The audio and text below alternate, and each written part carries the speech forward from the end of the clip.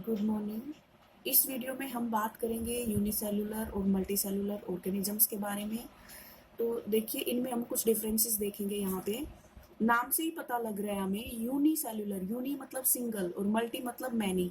तो unicellular organism, अब हमें पता है कि ऑर्गेनिज्म मतलब लिविंग ऑर्गेनिज्म, और ऑर्गेनिज्म सेल्स के बने हैं। तो अगर कोई ऑर्गेनिज्म सिर्फ सिंगल सेल से बना हुआ है, यानी एक ही सेल जो है वो कंप्लीट ऑर्गेनिज्म को फॉर्म कर रही है, तो वो यूनिसेलुलर ऑर्गेनिज्म होगा। जबकि मल्टी सेलुलर ऑर्गेनिज्म में नंबर ऑफ सेल्स सेवरल होता है, यानी बहुत ज्यादा सेल्स होती हैं इनके अंदर, एक से ज्यादा सेल्स होती हैं। वो थाउजेंड्स में भी हो सकती हैं, मिलियंस में भी हो सकती हैं, ट्रिलियंस में भी हो सकती हैं। दूसरी तरफ है, अब जब डिवीजन ऑफ लेबर, अब जब सेल ही सिंगल है तो उस ऑर्गेनिज्म को सर्वाइवल के लिए जितने भी फंक्शन परफॉर्म करने होंगे, वो सारे के सारे फंक्शंस उस सेल को ही परफॉर्म करने पड़ेंगे। यानी यहाँ पे किसी भी तरह का डिवीजन ऑफ लेबर नहीं देखा जा रहा। डिवीजन ऑफ लेबर का मतलब होता है काम का बंटवारा। ये यहाँ से समझ आएगा आपको। ये देखिए, मल्टी सेलुलर ऑर्गेनिज्म में डिवीजन ऑफ लेबर का मतलब है कि जो डिफरेंट फंक्शंस हैं वो परफॉर्म करने के लिए डिफरेंट टाइप के सेल्स और टिश्यूज प्रेजेंट होते हैं। जैसे कि हमारी बॉडी के अंदर हम मल्टी सेलुलर ऑर्गेनिजम्स हैं, हमारी बॉडी के अंदर फूड के डाइजेशन के लिए डिफरेंट टाइप की सेल्स हैं, रेस्पिरेशन के लिए डिफरेंट टाइप की सेल्स है। यानी यहाँ पे काम का एक तरह से बंटवारा हो गया है, डिफरेंट फंक्शंस बॉडी के डिफरेंट टाइप की सेल्स परफॉर्म कर रही हैं। तीसरा है लाइफ स्पैन।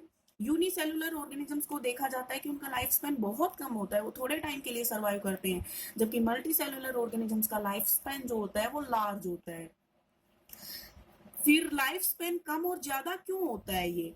एक तो साइज की वजह से, यूनिसेलुलर ऑर्गेनिजम्स का साइज छोटा होता है क्योंकि वो एक ही सेल के बने हैं। दूसरा, मल्टी सेलुलर ऑर्गेनिजम्स का साइज बड़ा है तो वो ज्यादा सेल्स के बने हैं।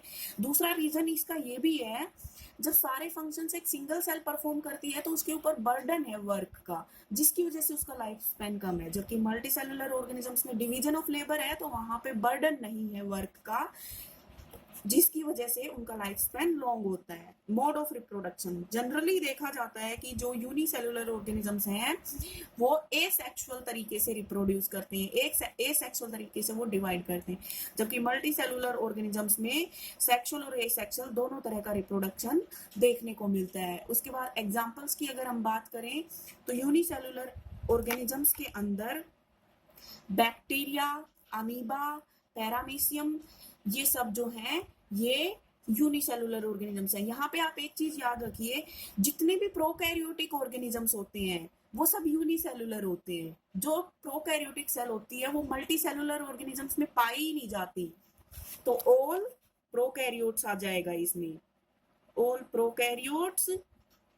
उसके अलावा अमीबा, पैरामीशियम, अमीबा और पैरामीशियम ये भी इसके अंदर आ जाएंगे।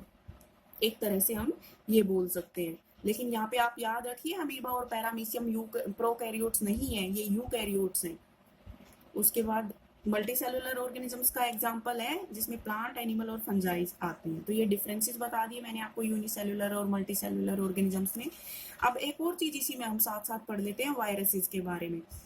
वायरसेस को ना तो हम प्रोकैरियोटिक बोलते हैं, ना ही हम इनको यूकैरियोटिक बोलते हैं, ना ही हमने इनको बैक्टीरिया की कैटेगरी में रखा है, ना ही एनिमल्स में, ना ही प्लांट्स में, ना ही फंजाई में। कहने का मतलब ये है कि वायरसेस की को हमने कोई एक फिक्स पोजीशन दी ही नहीं है। वायरसेस होते क्या हैं? ये नॉन सेलुलर एजेंट्स होते हैं जो इन्फेक्शन कॉज करते हैं। और वायरसेस ना हम इनको लिविंग मान रहे हैं, ना हम इनको नॉन लिविंग, बल्कि वायरसेस को लिविंग और नॉन लिविंग के बीच का कनेक्टिंग लिंक माना जाता है।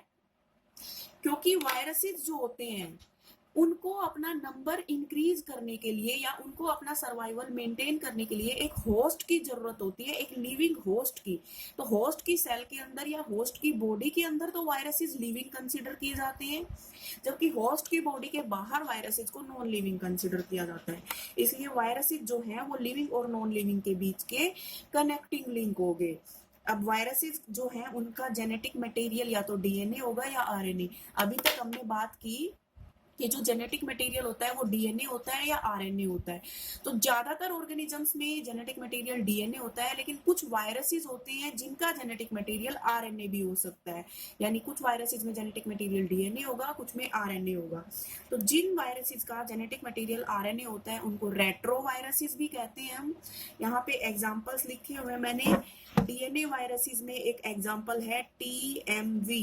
टीएमवी का मतलब है टोबैको मोजाइक वायरस।